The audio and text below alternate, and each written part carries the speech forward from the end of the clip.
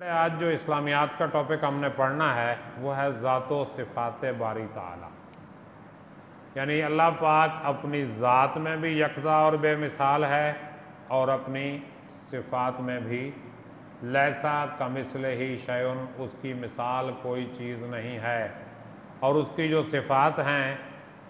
اس جیسی صفات بھی کسی اور ہستی میں نہیں ہیں۔ وہ اپنی ذات میں بھی بے مثل و بے مثال ہے اور اپنی صفات میں بھی بے مثل و بے مثال ہے۔ عقیدہ توحید کی تفصیل یہ ہے کہ اللہ تعالیٰ کو اس کی ذات میں بھی اور صفات میں بھی اور صفات کے تقاضوں میں بھی یکتا تسلیم کیا جائے۔ ذات کی یکتائی کا مفہوم یہ ہے کہ اللہ تعالیٰ کی ذات اور حقیقت میں کوئی دوسرا فرد اس کا حصہ دار نہیں ہے، لہٰذا نہ اس کی کوئی برابری کر سکتا ہے، نہ اس کا کوئی باپ یا اولاد ہے، کیونکہ باپ اور اولاد کی حقیقت ایک ہی ہوتی ہے۔ جب اللہ تعالیٰ کی حقیقت میں کوئی شریک نہیں تو نہ اللہ تعالیٰ کسی کا بیٹا بیٹی ہے، نہ اس کا کوئی بیٹا بیٹی ہے، یعنی وہ قل هو اللہ احد۔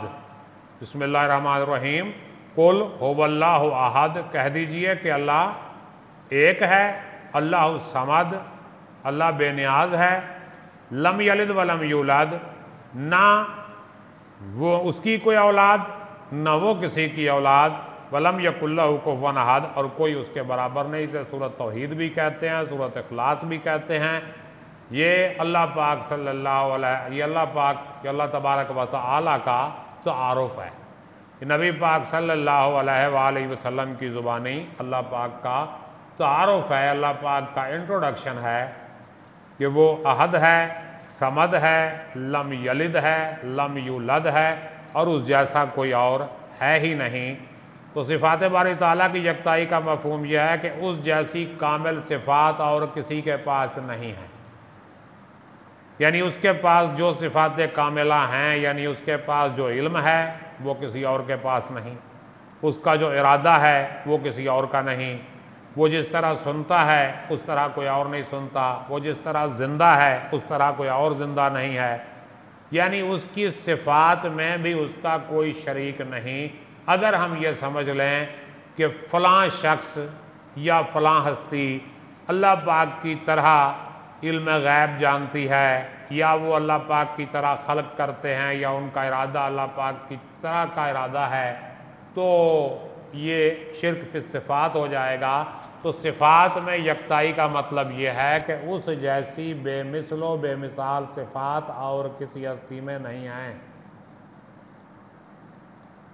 اللہ تعالیٰ نے ساری کائنات کو پیدا کیا، وہی سب کا مالک اور رازق ہے، سب اسی کے محتاج ہیں، وہی سب کو دینے والا ہے، لہٰذا مخلوق پر لازم ہے کہ وہ اپنے خالق و مالک اور قدیر و علیم پروردگار کی عبادت و بندگی بجا لائیں اور کسی دوسرے کو اس کا شریک نہ بنائیں اور اس کے سوا کسی دوسرے کی عبادت نہ کریں،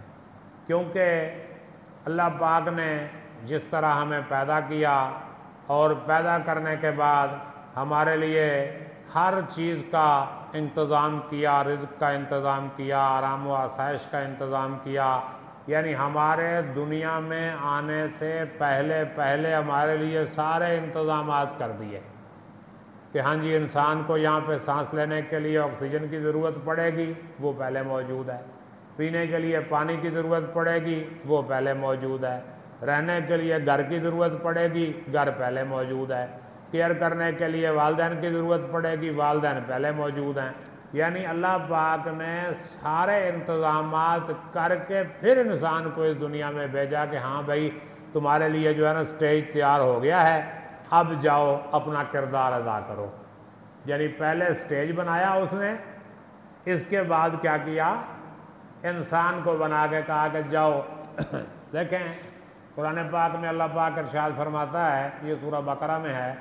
وَإِذْ قَالَ رَبُّكَ لِلْمَلَائِكَةِ إِنِّي جَاعِلٌ فِي الْأَرْضِ خلیفہ، جب تمہارے رب نے کہا کہ میں زمین میں خلیفہ بنانے والا ہوں، تو کسے بنایا خلیفہ؟ اللہ نے حضرت آدم علیہ السلام کو بنایا۔ تو اس کا مطلب یہ ہے کہ زمین پہلے موجود تھی نا، زمین تھی تو اس میں خلیفہ بنایا نا۔ اب میں جس وقت آیا فورٹ عباس، میرے باول نگر ڈسٹرکٹ آرڈر ہوئے، تو ڈسٹرکٹ میں پہنچا تو مجھے ڈپٹی کمشنر صاحب نے کہا آپ فورٹ عباس کالج میں جائیں۔ کالج تھا تو میرے آرڈر ہوئے نا، باول نگر ڈسٹرکٹ تھا تو میرے اس میں آرڈر ہوئے نا، اگر ڈسٹرکٹ ہی نہ ہوتا تو میرے کہاں آرڈر ہونے تھے؟ کیا خیال ہے؟ ہو سکتے تھے؟ یعنی پہلے ریکوائرمنٹ جو تھی وہ اللہ پاک نے پوری کی، اس کے بعد بندے کو بھیجا.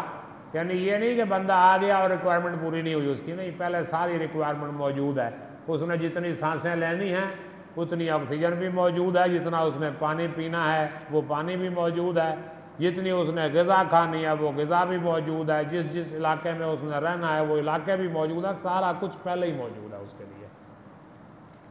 تو ایسی کوئی اور ہستی نہیں جو اس طرح مینجمنٹ کر کے حساب کتاب کر کے بنائے. تو سب کچھ تو ہمارے لیے کیا ہو اللہ پاک نے، اور ہم اللہ کے علاوہ کسی اور کے سامنے جھک رہے ہوں، تو یہ زیادتی نہیں ہے؟ کیوں بھی چودھری صاحب؟ دیکھیں نا، جسے پڑھا ہم آپ کو رہے ہیں، فیس آپ جا کے کسی اور کو دے دیں تو یہ زیادتی ہوگی نا؟ نہ دیں یہ بھی زیادتی ہے، اور اگر کسی اور کو دے دیں یہ تو پھر بالکل ہی